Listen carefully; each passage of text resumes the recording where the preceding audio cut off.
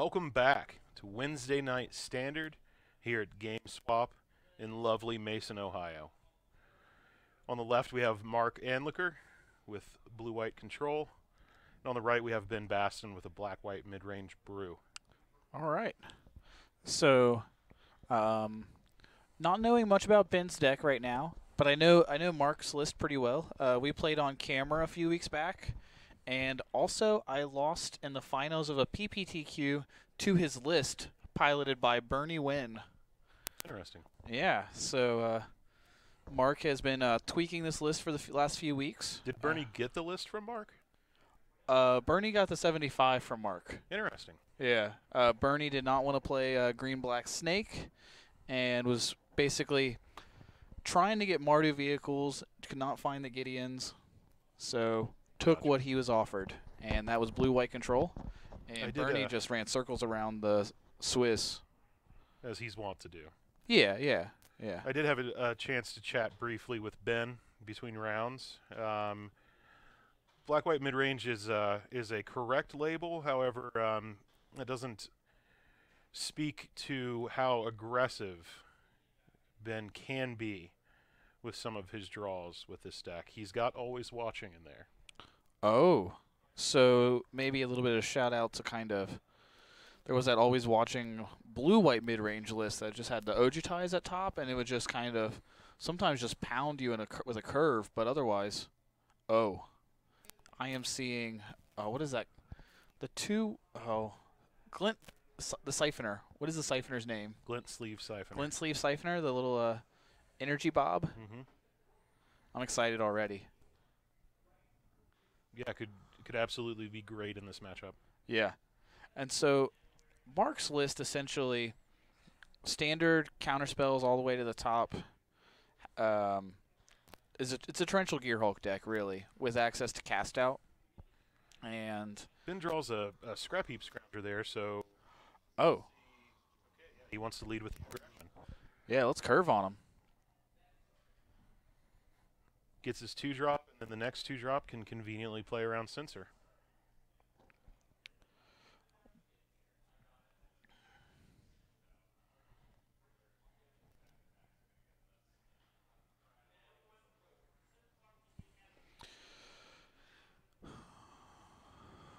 So I can't see Mark's hand as of right now. But, did he get burnt by the Censor? No respect for the Censor. I was hoping he was going to get God. That was a negate, yes? Yeah, okay. That was a negate, yep. The multiple arts in the same format for the same card is going to get me as go around. So we got Cast Out mana open. And Glimmer. And mana. Glimmer.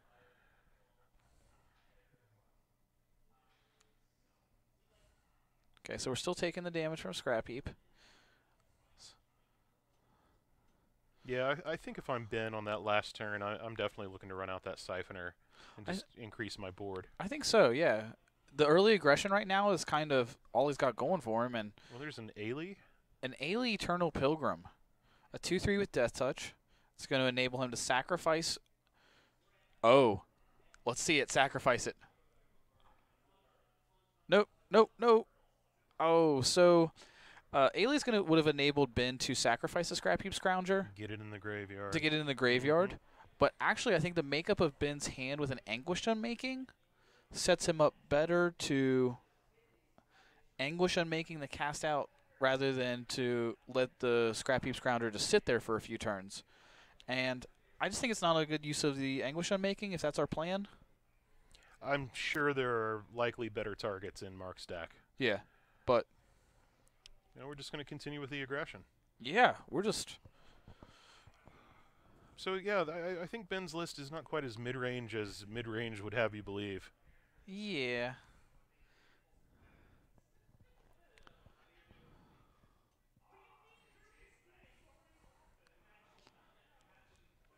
I just do not like letting that cast out hit your Scrap Heap Scrounger.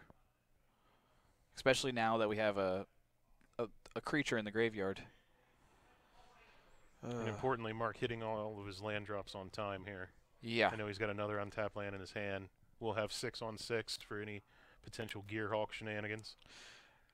Oh, that card's name is a Sanctum Prelate? No, that is the Angel of Sanctions. I Angel of believe. Sanctions. There we go. Okay, I don't know what a Sanctum Prelate is, but I said it. Okay, Angel of Sanctions, which is basically just a O-ring on a 3/4 body. And that Fatal Push is not going to be doing much against that Angel. No, right out of that reach. And so I just wonder how much different this game would be if Ben had led with a Siphoner. Well, not necessarily. I liked the Scrounger on 2. But, that's fine but I too. think Siphoner on 3. But rather than the Liliana, right? Because you certainly weren't getting any value straight away. And I think missing his land drop here might.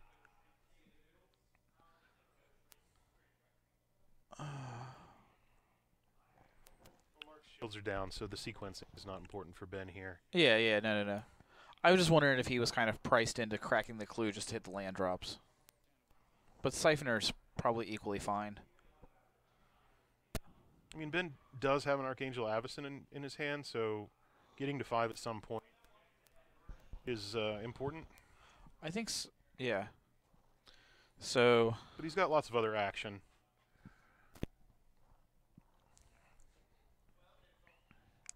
Yeah. If you're Ben here, are you jamming with the Siphoner?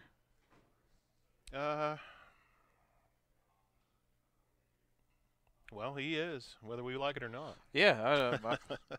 I really don't know an answer. Having not played the deck. Yeah, I think Ben's just of the mind at this point that he just is, he just jams. Yeah, because he needs the energy in order to draw the cards. And if you want to jam a Torrential Gearhulk at this very moment just to double block, because there is Menace. The Siphoner has Menace. Right. So Mark would have to jam a creature with Flash. And honestly, that Liliana might have come down next turn, and no, it wouldn't have quite. Okay, I like leading with the Harvester there, valuing that second Liliana in hand higher. Yes, very much so. And Ben is ahead on cards in hand at this point. Yeah, And honestly, because not ready to attack yet. Yeah. So we're getting a Phyrexian Arena effect here. He's losing 1 life and drawing 1 card. It looked like, oh, there's that 4th land. Yeah. So we got 2 plains and 2 swamps. And let's just keep jamming 2-drops on him until Mark answers them. These 2-drops have been solid. So what's Mark looking for here? So looking for a Fumigate? Fumigate. No, So well, I think that kills his own Angel, right? And gives us back Ailey on the other side. Sure. You got a 2/3, but I wiped your board and I gained 6 life. So we're gonna pull for 5 or 5. Yeah, I'm really excited about this card, and that is a weird place to be at, I think, because it's not like kind of relative to other formats or other cards. What is it, like Stroke of Genius or whatever? But Sphinx's Rev, I think. No. It's a what is the Urza Saga that's like? Oh yeah, that was Stroke. Yeah. Yeah, Stroke of Genius, 2 blue, X, draw all the cards for X, and pull from tomorrow requires you to discard a card, which just isn't really a cost when you're discarding lands. And so, having played against the card quite a bit, I think I'm really liking it where it sits in control decks right now in the format. Definitely sorely needed in Standard for based control to have an X draw spell. Yeah. Yeah. Control just definitely needs that kind of card that enables them to turn the corner. Torrential Gearhulk does that, but also just pull from tomorrow lets you find your answers when you need them, which Torrential Gearhulk might not necessarily do. Yeah, I mean, Ben was clearly ahead, even though a little bit behind on board until that pull from tomorrow. Yeah. So, curious what it drew Mark into, but I didn't get quite a glimpse at it.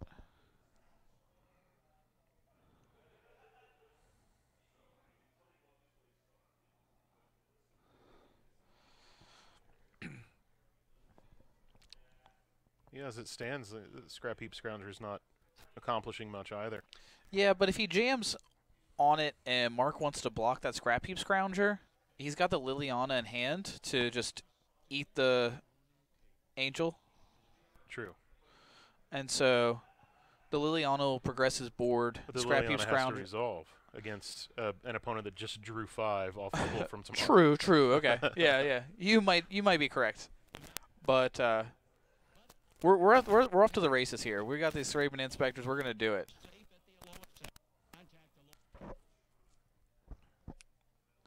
Okay. I think this is also another reasonable route of just trying to continue going wide. Absolutely. And market 5. Yeah. But this Torrential Gearhulk is going to cause some problems. So I almost maybe value the Menace creature more and would have probably led with the 3/1 Glory Bound. Glory Bound. Or Glory something. Seeker or something. The Exalted guy that becomes a 4/4 with lifelink. Glory Bound Initiate. That's Glory Bound Initiate. Yeah. Yeah.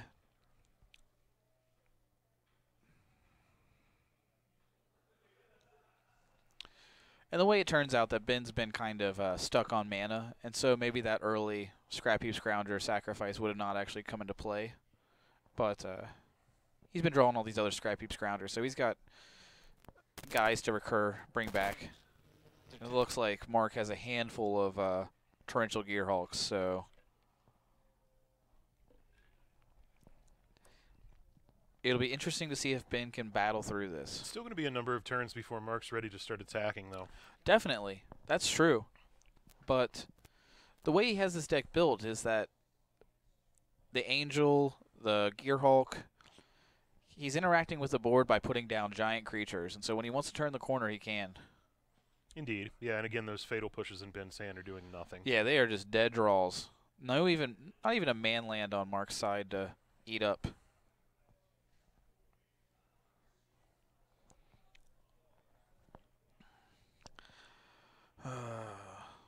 So do we keep turning sideways? He can eat a 3/2 and a 1/2 and take 2. Yeah, just turn him sideways. We got 2/1s for days in our hand. Yeah, I mean, what else has Ben doing, you know? Yeah. And Mark has to start answering them, or... Yep. Here comes the sec... Oh, no. What?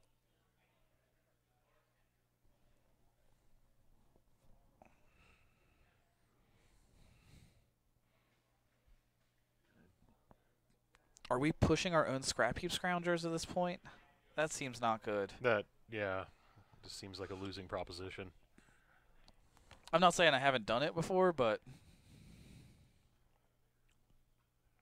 I mean, when you've got other plays in your hand. Yeah, true. You know. I'm just making sure.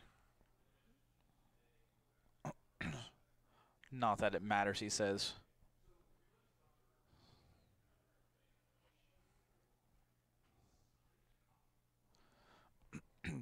Just jam 2 Glory Bound Initiates on him. Absolutely. Initiates.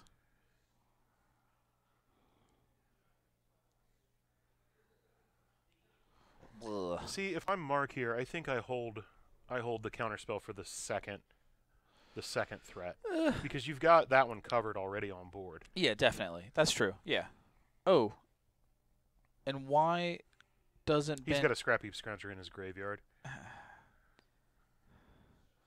I just don't think... At least the Exalted guy can swing in as a 4/4. So yeah, Mark's... I mean, I think that Ben is hoping that Mark forgets about the Scrounger. Oh, okay, yeah. Okay, yeah. Which, I mean, looks like a possibility since Mark has turned both of his blockers sideways here. No, Mark just has a Gearhulk in hand. Well.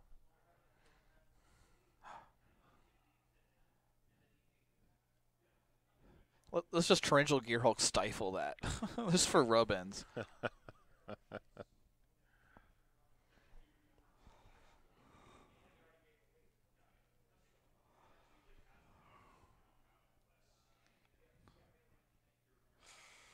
And there's an always watching showing up to the party really late. Well, you know, if I'm not sure the makeup of Ben's hand exactly. If he just keeps going wide, that always watching might steal the game. Or, well, nope, we're going to commit to it. I could imagine a line in which we just keep going wide, and this is just don't know that Ben has the time. Yeah, he might just not have the time to do that, especially if another Gearhulk here comes down here. And okay, See, because we got another Scrap Heap Scrounger in the yard. Are we sure or that no, Mark we don't. has another Gearhulk in his hand? Because at this point, I think you just Maybe he doesn't.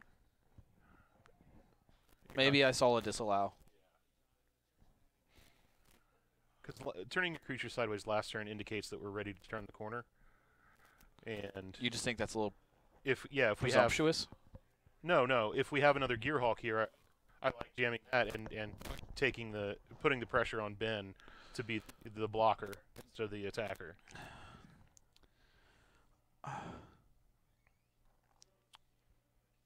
I think that.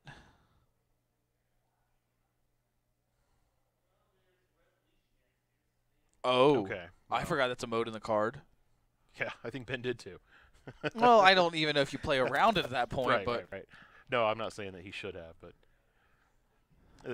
definitely the most uncommon mode on that uncommon card. So, and I just honestly thought it was going to be sacrifice a creature, gain 4 life, and I was like, sure, you got a Thraben Inspector, but untapping 2 creatures, pretty good. Right. Give that those Angel and the Torrential Gearhulk pseudo vigilance. Okay, well, poor Ben. Dead as dead can be. Yeah, and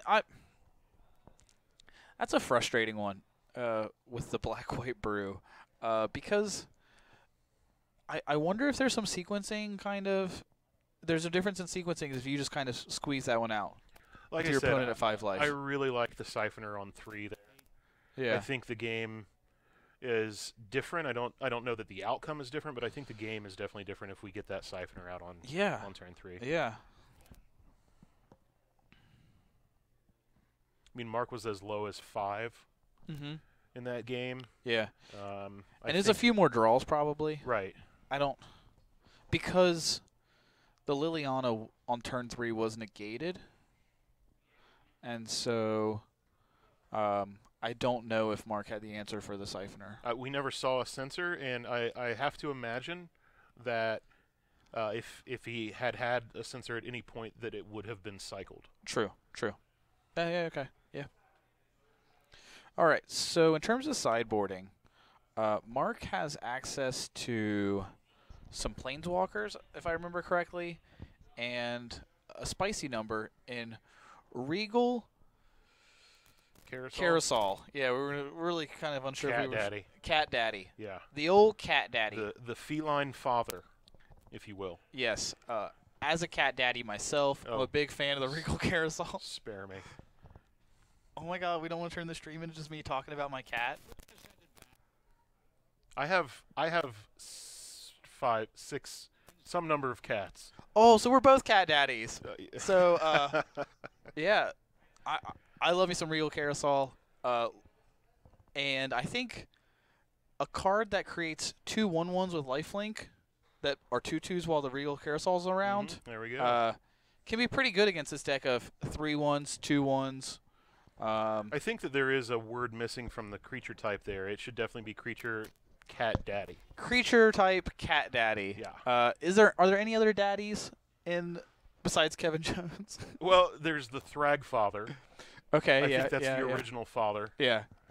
Uncle Istvan, not a father. He's an uncle. No, he's an uncle. Probably a dirty uncle, based on the art. An uncle that would fiddle you? You know, I wouldn't trust him alone with the kids. Old Uncle Istvan. Yeah. Yeah.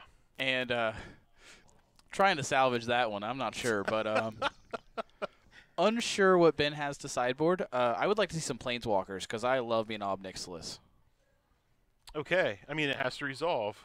It has to resolve. A 5-mana sorcery speed Planeswalker has to resolve in the face of a bajillion counterspells. Okay. So I just want to grind with them.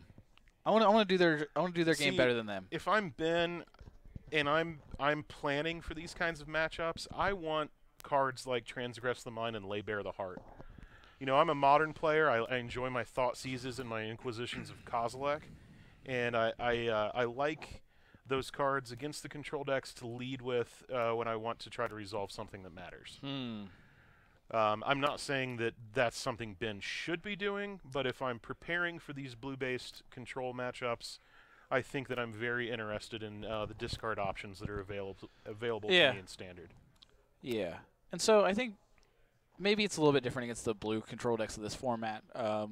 It's been a while since there's been one in Standard, honestly. Indeed. So,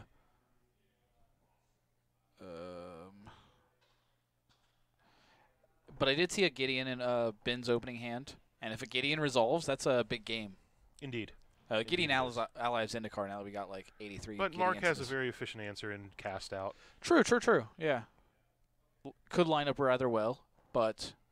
So what does Ben bring to the table with the 2-drop here? That is a spicy number. You see that action? A Campbell. A Campbell? Not sure exactly the pronunciation on that. Leads with the Ailey. As opposed to what was the other 2-drop? A Transgress? He does have a Transgress, but I don't think you run that out here. No. Let's Transgress on turn 5 when we can double spell. Yeah. Try to stag that Torrential Gearhulk. Yes, absolutely. I particularly like it if Mark has cast a Glimmer of Genius on. Let's get in for 2 damage. Let's see what happens. Oh. Okay, well, the Petty Bourgeois. Any chance we could get that other card that Ben just cast up on the screen there? Not familiar with that one. Yeah, so it's a Campbell. He basically, whenever your opponent casts a non-creature spell, you gain 2 life, they lose 2 life. Okay. So if it gets on the board... Right. Censor had something to say about that, though. Yeah. So I do like jamming it. I don't like jamming it, maybe. I think it's actually pretty good in the but I just don't think he had a better spell to cast. You know, is it reasonable for Ben to assume that Mark doesn't have any censors since we didn't see any last game and the game went relatively long? I don't think so. Okay. I just don't think so. So he goes with Transgress here. Personally, I feel it's a little early. But if we've got a good follow-up with the other 2 mana, I don't hate it. Yeah. So it's actually going to miss that pull from tomorrow, which is an interesting kind of interaction. But with Mark having both an Angel of Sanctions and a Torrential Gearhulk and a Glimmer, this Transgress was never going to be backbreaking. For me, I think the take is Glimmer. I think so as well, yeah.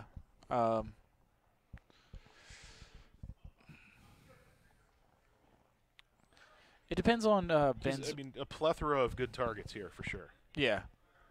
It depends on the makeup of, I think, Ben's deck post-board, whether he has the removal still for this Angel and for this Gearhulk.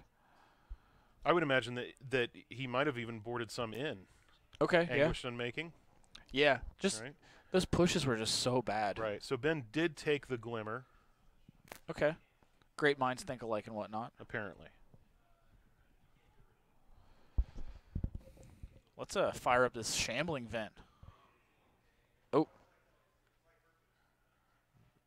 Well, is that an Omnixilus in Ben's hand? Because if it is, what happens if this Vent gets cast out? You can't cast out the Vent. Oh, okay. Because it's a land. All right. Cast out is non-land. Yeah, I don't play with these cards. I just talk about them. It's how O-rings work. Incorrectly. I talk about them incorrectly. But I don't think it was an Omnixilus. I think it was actually a Gifted Aetherborn, which is the 2/3 for 2. The 2/3 for 2 with lifelink and death touch. Yeah, I see it now. And so I think it's going to be an interesting. Hopefully, it's going to be an interesting card. I don't want to see Ben just. Oh, we got 2 threats. Jam them both. What are we thinking? Yeah, one has menace, the other has death touch. I think they're both great. Yeah. Black has some interesting creatures in terms of this combat step here. So let's see if it pans out for Ben. All right. That looks like an not an untapped land for the Torrential Gearhulk. So we're going to have an interesting combat step here, hopefully. I mean, if I'm Mark in this situation, I'm just taking every time. You're taking every time? Well, you can't block the Siphoner. You want to trade your Angel of Sanctions for a Gifted Aetherborn and give him back Ailey? Death touch for death touch. I'm not sure. you're essentially down a card at that point. I mean, granted, the Angel has Embalm, so it can come. Yeah, back later, I'm but not that's sure. like- I'm not sure. I'm not sure it's the route I'm taking. I'm just. It's like 26 mana, I think, to Embalm that Angel. Somewhere in that neighborhood. Yeah, probably 26 mana. Right. Actually, 26 mana. Yep. I think it's just 5 again. Oh, I'm willing to be wrong on it. far less than 26. Yeah, give or take 21. Right. Oh, Is that a Sphinx of you don't get to do anything? it's a Sphinx of cycling. I think it does something when you cycle. I can't. Is that the one that does the Kira Great Glass Spinner effect? You know what? It might be the Kira Great Glass. It might be the counter, the first spell Yeah. that targets a Targets creature. it. Targets it. Yeah, it only works on itself. It doesn't work on all your other creatures. I sincerely apologize. We do not play limited all that often to know what these cards do. I think I know my standard reasonably well, but Oh, no, I definitely played in the pre-release and lost to that Sphinx. okay. Yeah. Oh, my mistake.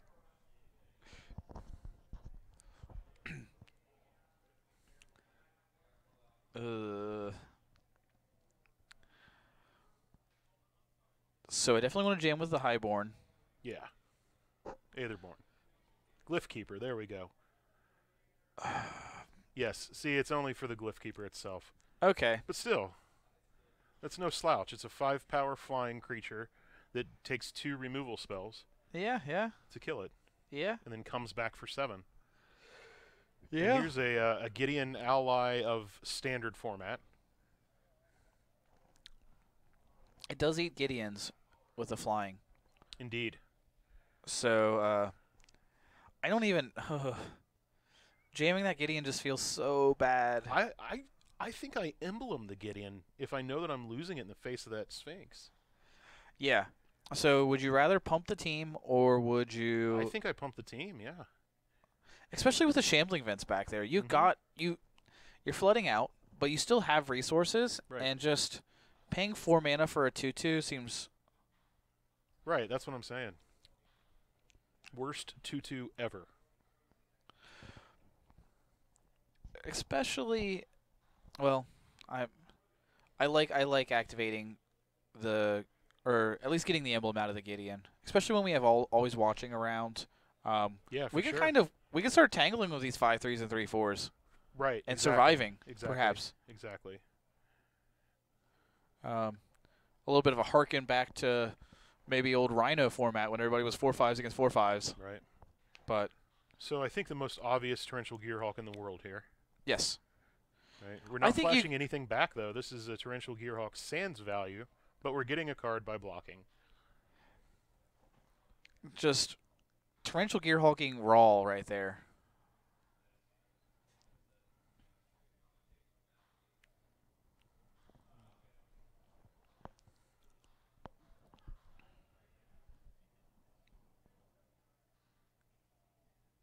You can't. There's no target. Yeah, there's no legal There's target. no target. So Yeah. Don't worry about it, Mark. can't even add it to the stack.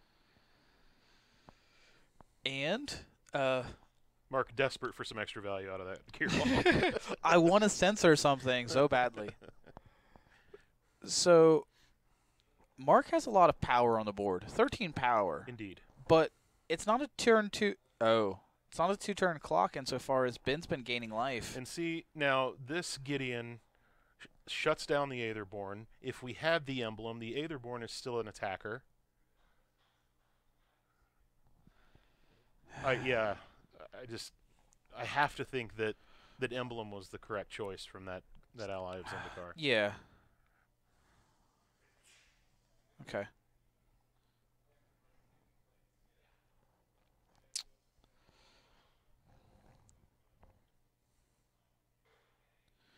Let's have a hot rip.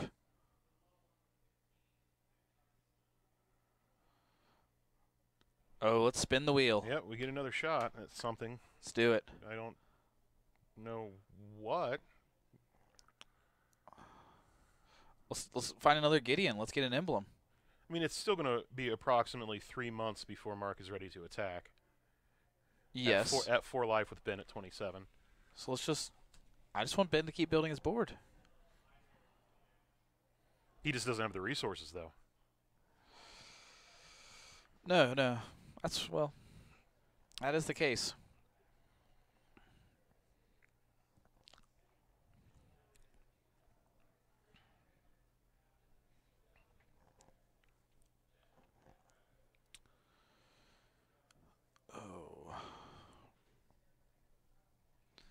Mark had a precarious 4 life, but I think he's firmly in the driver's seat now. I think he drew a Blessed Alliance. If I'm there's a Fumigate there, which probably doesn't seem very good because he's committed so many creatures to the board. Yeah, I'm definitely not fumigating yet. Yeah, I wish I could see his hand. I want to say there's a Blessed Alliance, which would let him be more aggressive, but he would be attacking with 2 creatures then, not just 1, right. if he had that. Damn Magic players, and they're flipping the cards. I think he does have a Blessed Alliance. Yeah. I like the attack with 2 creatures if he does. Of course, that telegraphs the Ben. Sure, telegraph it. Right. Well, and especially after the lesson that was doled out in the last game, right? Yeah. Ben picks up an Archangel Avacyn here. So something that comes up again with the emblem. The emblem would have allowed the. So I'm concerned now about the Avacyn flipping and wiping our own board if we're Ben. And that emblem would have come in handy, I think. At least keeping around some of our creatures with the 2 toughness. Or wait, no, it won't enough. She sweeps for 3, right? My mistake. She does, yeah. She does. That is a Glory-Bound Initiate on Ben's side. The go-wide plan is still active. Just keep committing to the board, force him to cast the Fumigate, and blow him out with the Avacyn? That would, I think, be a winning play. Well, I mean, Mark's board still sticks around at that point, but... No. If Mark casts Fumigate and you have that's right. It doesn't counter it. Like I said, I don't play with these cards. I just talk about them. Yeah, well, that's what we're doing here. We're doing a pretty damn good job, I think. But, what are we tapping out for? Oh.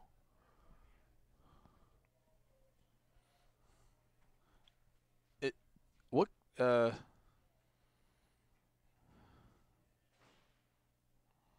See, and again, I don't want to harp on it, but the emblem from Gideon at this point still allowing the Aetherborn to swing with Death Touch. I think the damage is prevented. What now?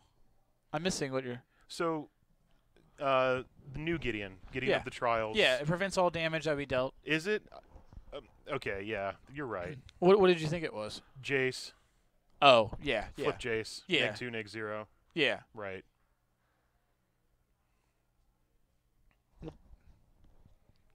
Like I said at the beginning of the night, sometimes I'm just going to be hilariously wrong. Oh man, It's okay. fine. Then let's all laugh at your mistakes.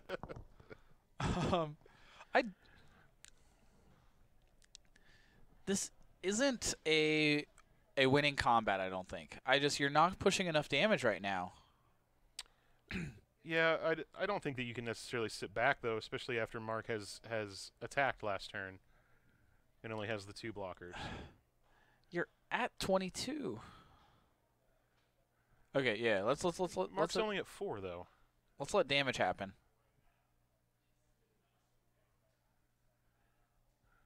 Mark with the old end of combat trick. End of combat trick. Very astute play. I like it. It's a good play. So Mark waited for damage to happen. Damage was not put on the stack, but it happened. Creatures died, but there's still that last end of combat step where you can treat creatures as if they were attacking. And the Siphoner was still an attacker. And so he got him to sack it with a Blessed Alliance. Yep, used to see that quite a bit in, I believe it was M14 Limited with Celestial Flare. Oh, yeah. All you kids at home, remember that little trick. The end of combat step actually exists, and sometimes you can really get people with it. I wonder if Ben needed to better leverage his Avacyn, but I don't think at any point he could have been pushing damage and saving his board. Well, he didn't have the mana because he had pumped it into the man land for that attack. Okay, yes, okay.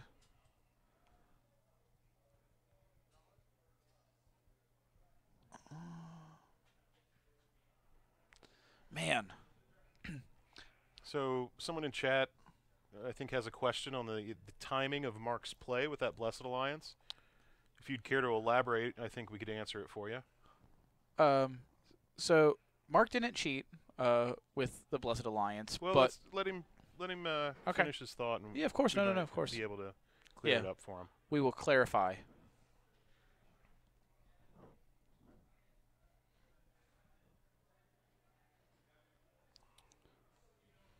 In other news, Mark is closing this one out. Yeah, let's just say, what if he just emblemed that Gideon and just said, like, come at me, bro.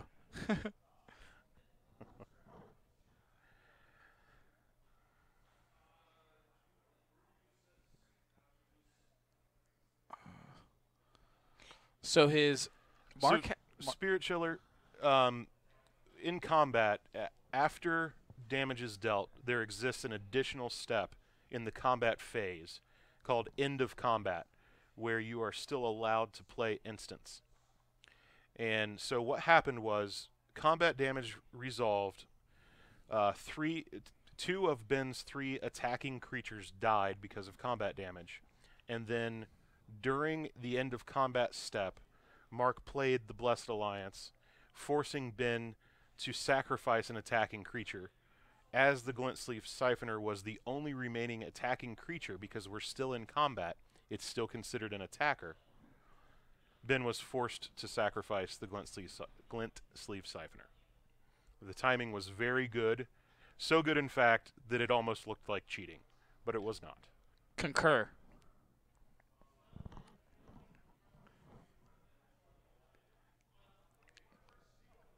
Still had all these. Yeah. Still, oh man, he slams it down. You got my disallow. Still had all these. And a rough break for Ben. I like the deck though. It seemed like it had some just cool cards. You know, cards you don't get to see often, or not lately at least. Looks like a strong list from Mark. Some tight play there with particularly with that timing trick on Blessed Alliance. Yeah, even his use of Blessed Alliance was like just astute both times he cast it. Indeed. And so indeed leveraged that card quite well. He is honing his skills with that deck. Indeed. Looks like we have 15 minutes left in this round, so we will be back soon.